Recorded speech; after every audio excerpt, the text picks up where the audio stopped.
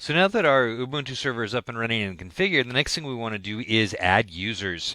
Not having users on a system doesn't accomplish much. If you don't have a user, your server, well, isn't really serving.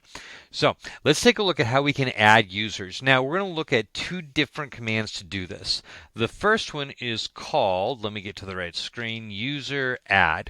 Now before I run the command, I want to show you the help information on this. So for most commands, you can do the command name -h and it will give you help information.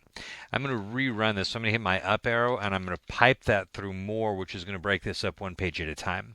And here you can see our command useradd options login. Now, most Linux-based commands, you'll put the command name, then the options, then the object that you want to execute. So we'd do useradd and then all the options we wanted and then the login name for the user we wanted to create.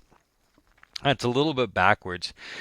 A lot of times in PowerShell or in Windows Command Prompt, we're used to command, then object, and then options. And this is a little backwards, so you just be aware of that.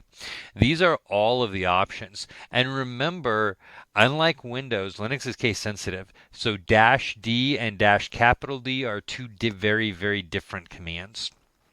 So this will show you, or in this case, two very different options. So this will show you all of your options for using the useradd command. So here's how this is going to work. I'm going to create a new user. So useradd.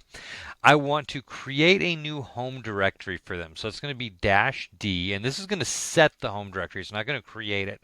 But I want that to be in /home/ and we're going to create a user, let's say Jane Smith. So it's going to be J Smith is going to be your home directory. Now, that sets the home directory. It doesn't create it. To make the home directory, we need the -M, and that tells the operating system to create the home directory. You see it right here, -M create home. And then we're going to put J Smith, which is going to be the username. And I forgot to put sudo in front of it because that requires elevated permissions. So sudo useradd -D. There we go. And then I'm going to put in my sudo password, ABCD1234$, and hit enter, and that executes. Now, how do I know this worked? Well, there are a couple of things we're going to look at in some videos a little bit later on, but I want to show you the first part of it. And in general, in Linux, if it doesn't work, it'll generate an error message. It believes in negative feedback, not positive feedback. So it doesn't tell you when you get it right, it will tell you when you get it wrong. But I can verify this by looking in my home directory. Remember, I created a home directory right here in /home/jsmith. So I'm going to issue the command ls, which is for directory listing. We'll talk about that a little bit more later. /home. And you'll see now we have a home directory for me, David, and one for J Smith. Now, obviously, we can add in extra options here and make this command a little more complicated if we want. But before we dive into that, I also want to show you one other thing, and that is we have another command called adduser. And I'm going to add user, and I'm going to do user for M. Maxwell, or Michael Maxwell. So I'm just going to do adduser M. Maxwell and hit enter. This time I'm not doing any options. Now, it tells me I have to do sudo again. Adduser M Maxwell. Now this time it's not going to prompt me for my sudo password. That's because when you enter that, it caches that for a little while. And so it's going to remember that as long as I keep using it. Once I've gone a little while without using it, then it'll forget it and I'll have to put it in again. So this did a bunch of things for me. So add user, right here, added user M Maxwell, added a new group for M Maxwell, added a new user. Don't worry about these. We're going to come back to this later on. We created a home directory, copied files from etc skel. Technically, our useradd did that too. It just didn't tell us about it. But notice now it's prompting me for a password. When I did the useradd, it didn't prompt me for a password. I'm going to go ahead and put in a password for this user, ABC. Let me see if I can type correctly. and put in a new user. Now, it's asking me for additional information, like the full name. Now, you'll notice the little square brackets right here after full name.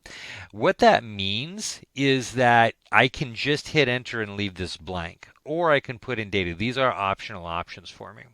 So I'm going to go ahead and put in Michael Maxwell. I don't need to set a room number or a work number or a home number or any other information. And then here's the kicker. Is this information correct? Yes or no? Now here I want you to see the Y is capitalized, the N is not. Now these are my two options, Y or N. Because the Y is capitalized and the N is not, that typically means if I just hit enter, it'll accept whatever's capitalized. That's my default option.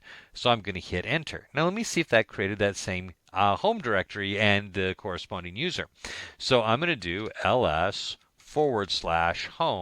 and you'll see now we have David, J. Smith, and M. Maxwell. Okay. Now, a couple of things I want to talk to you about. Number one, adduser is actually a script. It's a shell script that prompts you for a bunch of information and then runs a bunch of commands in the background. Now, it's way more convenient than useradd, but not all systems have the adduser script set up on them by default. So, it pays to get comfortable with useradd just in case. But if you have adduser, so much the better.